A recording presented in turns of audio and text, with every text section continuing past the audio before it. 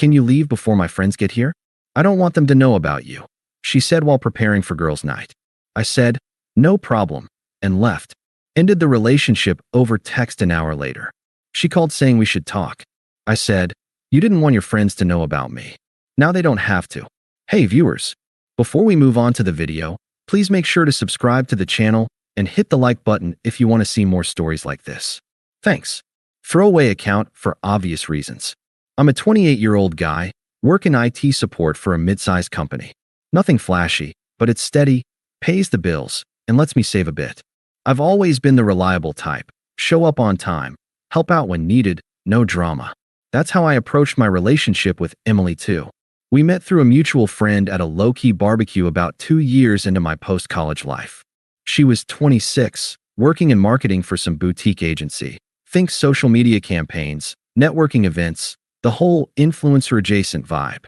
Emily was outgoing, always dressed sharp, with this circle of friends who seemed like they stepped out of an Instagram feed. Brunches, girls' trips, rooftop parties. Me? I was more jeans and hoodies, weekend hikes, or binge-watching shows. But opposites attract, right? We clicked over shared laughs and late-night talks. I fell hard. From the start, I was all in. I supported her through a rough patch when she got laid off 6 months in, helped with her resume, covered a few bills while she job hunted, even drove her to interviews. She'd crash at my place most nights, and we'd talk about the future, trips we'd take, maybe getting a dog. But here's the red flag I missed. She never introduced me to her friends. Not once. She'd say things like, oh, they're super judgmental about guys, or it's just girl time, you know? I'd brush it off, thinking she needed her space. In hindsight, it was because I didn't fit her aesthetic. My job was boring, my car was practical, read, not a luxury SUV, and I wasn't out clubbing every weekend. I was her secret, reliable in private, but embarrassing in public. Flashback to one evening that still stings. It was her birthday a year in.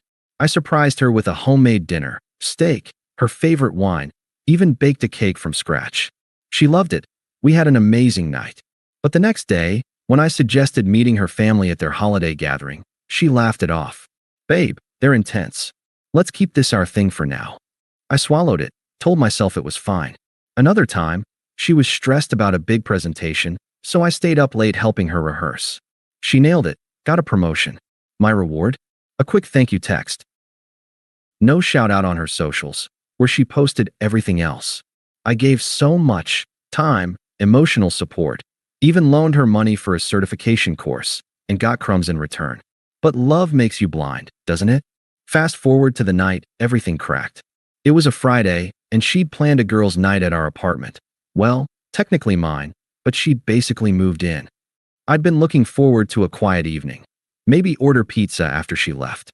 But as she was getting ready, curling her hair and picking outfits, she dropped the bomb casually, like commenting on the weather. I was sitting on the couch, scrolling my phone, when Emily turned from the mirror, lipstick in hand. Hey, babe, she said, not even looking at me fully. Can you leave before my friends get here? I don't want them to know about you. I blinked, thinking I'd misheard. What do you mean? Like, hide in the bedroom or something? She laughed, a sharp, dismissive sound that hit like a slap. No, silly. Just go out for a bit. Grab a beer with your buddies, or whatever. It's easier if you're not here when they arrive. They think I'm single, and explaining you would just complicate things. You get it, right? It's girls' night, no guys allowed. My stomach twisted. Explaining me? We've been together 2 years, Emily. Why haven't you told them? She sighed, rolling her eyes as she applied mascara. Because, honestly, you're sweet and all, but my friends are into the whole scene. Successful guys, exciting lives. You're stable, predictable. I love that about us, but they wouldn't get it. They'd tease me about settling for the nice guy type. Plus, I've been chatting with this guy from work, Alex. He's got that edge, you know? Travels, parties. Nothing serious, but if they saw you here, it'd kill the vibe. Chatting with Alex? I kept my voice even, but inside, it was crumbling. As in, flirting? While we're together. It's not like that, she snapped, finally turning to face me with that smug look she got when she thought she was right. We're not exclusive in that way. I mean, come on, we never defined it. You're great for Netflix nights, but I need excitement too. Don't make this a thing. Just head out, okay? They'll be here in 30 minutes. I stared at her, the woman I'd built my world around, reducing me to an inconvenience. No apology, no empathy, just entitlement. So I'm your secret boyfriend? The one you hide because I'm not exciting enough. She shrugged, checking her phone. Look, if you want to fight about it, fine. But yeah, basically. Can you just go? I don't have time for this drama right now. I stood up slowly, grabbing my keys and jacket. No yelling, no pleading. Just a nod. No problem, I said quietly. I'll leave. She smiled, relieved. Thanks, babe. Text me later? We can cuddle after they go. I didn't respond. Walked out the door, got in my car, and drove to a nearby park. Sat there for an hour, replaying every moment. The sacrifices, the one-sided effort. How she'd post about living her best life online, but crop me out of photos. The confusion hit hard. Why wasn't I enough? But under it, anger simmered. Not explosive, just clarifying. This wasn't love, it was use. An hour later, as her friends were probably arriving, I sent the text, "We're done. Please pack your stuff and leave it by the door. I'll change the locks tomorrow. Good luck with Alex and your exciting life." My phone blew up immediately. Missed calls, texts. What? We need to talk. This is ridiculous. I let it ring once, then picked up for what would be our last real conversation. She picked up on the first ring, her voice a mix of confusion and irritation. What the hell? You're breaking up with me over text? That's so immature. We need to talk about this. I kept my tone flat, no emotion leaking through. Talk about what, Emily? You just told me to leave my own apartment because you don't want your friends knowing I exist. You've been hiding me for 2 years. Flirting with some guy at work. What is there to say? She huffed, like I was the one being unreasonable. Oh my God, you're blowing this way out of proportion. It's not hiding, it's just compartmentalizing. My friends have high standards, and you're not exactly the type they hang with. Alex is fun, spontaneous. We grab drinks after work, that's all. It's not cheating if we're not, like, official. You never pushed for labels anyway. Labels? I echoed, the word tasting bitter. We've been living together. I paid your rent when you were unemployed. That's not official. See, this is why, she shot back, her voice rising with that smug edge. You're always so serious, so needy. I need space to figure out what I want. Alex gets that, he doesn't cling. If you'd been more exciting, maybe I would have introduced you. But you're content with your little IT job, your routine. I deserve better than that. This is on you for not stepping up. Her words landed like punches, twisting the knife. Excuses piled on justifications, all laced with hypocrisy. She'd benefited from my routine stability, but now it was a flaw. So I'm the problem? For being reliable? Exactly, she said, almost triumphant. I'm evolving, babe. You should too. But if you're gonna be dramatic and end it like this, fine. You'll regret it when you realize no one else will put up with your boring ass. I paused, letting the silence stretch. No begging, no defense. Just clarity. You didn't want your friends to know about me. Now they don't have to. Goodbye, Emily. I hung up, blocked her number, and that was it. The apartment felt empty when I got back later that night. Her friends had left, and she'd tossed a few bags by the door with a note. Your loss.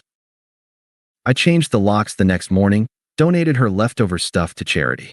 The first few days were rough. I'd wake up reaching for her side of the bed, second-guessing if I'd overreacted. Confusion gnawed at me. How could someone I loved treat me like disposable? The unfairness burned. I'd given everything, sacrificed weekends for her events, even skipped a family trip to help her move. And for what? To be her secret shame. I didn't lash out, though. No social media rants, no bad-mouthing to mutuals. I just sat with it. Went for long runs to clear my head, journaled the red flags I'd ignored. It hurt, but it also woke me up. This wasn't about her anymore. It was about reclaiming my life. The weeks blurred into months, and I threw myself into rebuilding. First thing, therapy. I'd never done it before, but a buddy recommended a guy who specialized in relationship stuff.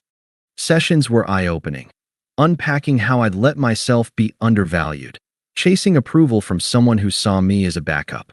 You're not boring, he said. You're grounded. That's a strength. It shifted something in me. I started setting boundaries, not just with others, but with myself. Work became a focus too. I'd been coasting in IT, but now I enrolled in online courses for certifications, cloud computing, cybersecurity. Nailed them, and boom, promotion to senior analyst with a nice raise. Suddenly, my boring job had me traveling for conferences, networking with sharp people. I upgraded my wardrobe a bit, not to impress anyone, but because it felt good. Jeans and hoodies still, but fitted better, with some style. Physically, I hit the gym hard. Not revenge body nonsense, just consistency. Weights, cardio, meal preps dropped 15 pounds, gained muscle, and more importantly, confidence. Weekends? Hikes turned into group adventures with old friends I'd neglected. I even joined a local trivia league. Turns out, my predictable brain crushed pop culture rounds. Socially, things opened up. At one conference, I met Lisa, a graphic designer from another firm. We bonded over bad hotel coffee and shared laughs. No rush, but dates followed. Casual, fun, zero secrets. She introduced me to her friends right away, no hesitation. It was refreshing, a stark contrast to Emily's games. Lisa saw me for who I was. Reliable, yes, but also witty, adventurous in my own way. We weren't serious yet, but it felt real. Through it all, I heard whispers about Emily via mutual acquaintances. Nothing I sought out, just bits that floated my way. Apparently, she'd jumped straight into things with Alex, posting cryptic stories about new beginnings. Mutuals mentioned her looking happier at first, but cracks showed. Arguments in public, her venting about his flakiness. I didn't dwell. It wasn't my circus anymore. My internal voice evolved, from why me to what now. Vulnerability faded into calm strength. I'd been mistreated, sure, but it taught me my worth. No more settling for crumbs. By 6 months post-breakup, I had a new apartment in a better neighborhood, minimalist, with space for my hobbies. Life wasn't perfect, but it was mine. Solid, drama-free. And that's when the first signs of her unraveling started filtering in more clearly. It started with small rumors, the kind that trickle in through the grapevine without you asking. A mutual friend from the old barbecue circle mentioned it casually over coffee. Heard Emily's going through some stuff with that Alex guy. I nodded, changed the subject. Didn't want details, but they came anyway. Turns out, right after our split, she'd gone all in with him. Public dates, social media posts flaunting their adventures. Alex was the epitome of her exciting ideal. Mid-30s, freelance photographer with a flashy Instagram, always jetting off to shoots in exotic spots. But beneath the filters, he was a mess. From what pieced together over the next few months, via overheard chats and the occasional screenshot from concerned mutuals, Alex wasn't just flaky, he was unstable. He'd charm women with stories of his connections, but it was all smoke. Emily moved in with him quick, quitting her marketing gig for a collaborative project that never materialized. Instead, he used her as arm candy for events, draining her savings on trips she funded. Then the cheating surfaced. One of her friends caught him with another girl at a club, the same scene Emily prized. Arguments escalated. He got volatile, smashing her phone in one rage fit. Police were involved once, but she downplayed it. Her downfall unraveled fast after that. Friends distanced themselves when the truth spread.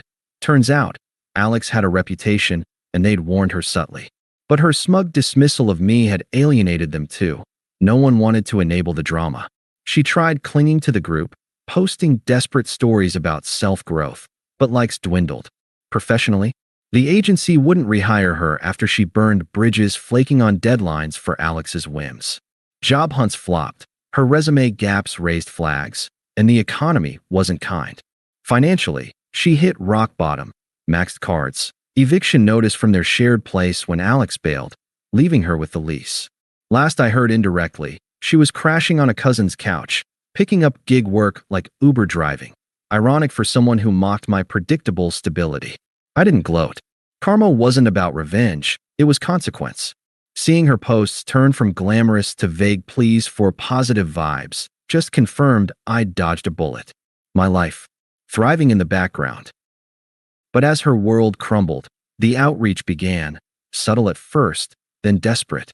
It pulled me back into the fray, testing the peace I'd built. The first crack appeared about 8 months in, a random text from an unknown number. Hey, it's Emily. New phone. Miss our talks. How are you? I stared at it, the audacity hitting like whiplash. No apology, just phishing. I didn't respond. Blocked it. But she persisted, using email next. We should catch up. I was going through stuff back then. Let's grab coffee. Ignored that too. Her attempts ramped up, shifting from casual to pleading, revealing the desperation beneath. Scene 2 hit via voicemail one evening after work. My phone buzzed. I listened out of curiosity. Okay, fine, you're ignoring me. Her voice cracked, a far cry from the smug tone of our breakup. But we had something real. Alex was a mistake. He's gone now. Cheated and left me high and dry. I'm sorry if I hurt you. You were always there for me. Can we talk? I need advice or something. Please call back. Advice? From the guy she hid like a secret? I deleted it, no reply. But then her toxic circle got involved. Her sister, whom I'd met once, messaged me on LinkedIn of all places. Emily's in a bad spot. You owe her a conversation after everything. She says you overreacted. Be a man and hear her out. Owe her. The entitlement boiled my blood, but I stayed calm. Replied once, not interested. Please don't contact me. Blocked. Things escalated when her best friend Sarah, part of that girls' night crew, ambushed me via a group chat with mutuals. Dude, Emily's falling apart, the message read. Lost her job, place, everything. Alex was abusive, total psycho. She regrets how she treated you. Give her a chance to apologize. You're better than ghosting. The hypocrisy stung. They'd enabled her secrecy, laughed along. I left the chat without a word. By month 10, desperation turned angry. She showed up at my old gym, must have stalked my routine somehow. I was mid-set when she approached, looking disheveled, hair messy, eyes red. We need to talk now, she demanded, voice sharp. You've ignored me for months. That's cruel. I said some stuff I didn't mean, okay? Stress from work, Alex pressuring me. But you were safe. I realize that now. Let's fix this. I set the weights down, kept my voice steady. Emily, this isn't the place. Or the time. She crossed her arms, face twisting. Oh, now you're too good? With your promotion and new life? I saw your updates. Congrats, by the way, rubbing it in? I messed up, fine. But blocking me? Making me beg? That's low. My family's pissed at you too. They think you're heartless. Mom even said you used me for stability, then ditched. Used her? The reversal was laughable. Your family doesn't know me. Because you never let them. This is over. Please leave. She stepped closer, voice rising to draw stares. How dare you? After I gave you 2 years? You're nothing without me. Boring, remember? Alex showed me excitement, but he broke me. You owe me closure. Gym staff intervened then, escorting her out as she hurled insults. You'll end up alone. I finished my workout, unshaken. Her true colors, manipulative, entitled, shone through the cracks. Friends who defended her backed off after hearing about the scene. Truth spread, isolating her further. The attempts didn't stop. More texts from burners, emails pleading poverty. I need help, just alone. Turned furious. You're a coward for not facing me. But each one reinforced my detachment. I'd evolved. She hadn't. The climax came unexpectedly at our mutual friend Mike's birthday party, about a year after the breakup. I debated going. Knew Emily might show, given the overlapping circles, but I wasn't hiding anymore. Lisa came with me, her hand in mine as we mingled. The venue was a casual rooftop bar, string lights twinkling, laughter filling the air. I felt good. New suit from the promotion, easy conversations about work trips. Life had flipped the script. Then I spotted her across the crowd. Emily, alone at the bar, nursing a drink. She looked worn. Faded makeup, ill-fitting dress, eyes scanning desperately. Our gazes locked. She beelined over, weaving through guests. Lisa sensed it, squeezed my hand. Want to leave? She whispered. I shook my head.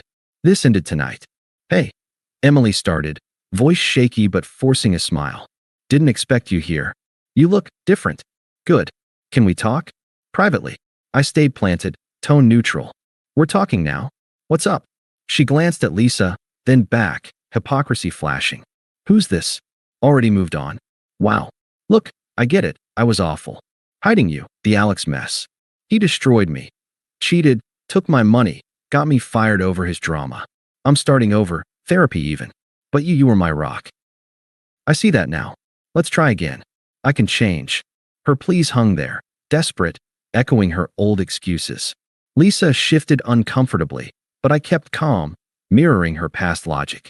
You didn't want anyone knowing about us back then, remember? Compartmentalizing, because I wasn't exciting enough. Now, no one needs to know, including me. This chapter's closed. She flushed, anger bubbling. That's cold. After everything, I begged, my family tried. Your family? The ones you never introduced me to. I cut in, firm but detached. Emily, I've built something real here. New job, real friends, someone who doesn't hide me. You're not part of it. Not anymore. Tears welled, but she lashed out. You'll regret this. I'm better than her, Lisa interjected softly. Actually, he's happy. That's what matters. Emily stormed off, muttering, drawing stairs. Mike later confided her rep had tanked. Friends saw the toxicity. For me? Relief. She was irrelevant, a ghost from a lesser life. We enjoyed the party, toasting to better days. Thanks for watching. Make sure to subscribe to the channel and hit the like button. What do you think about this story? Share it in the comments.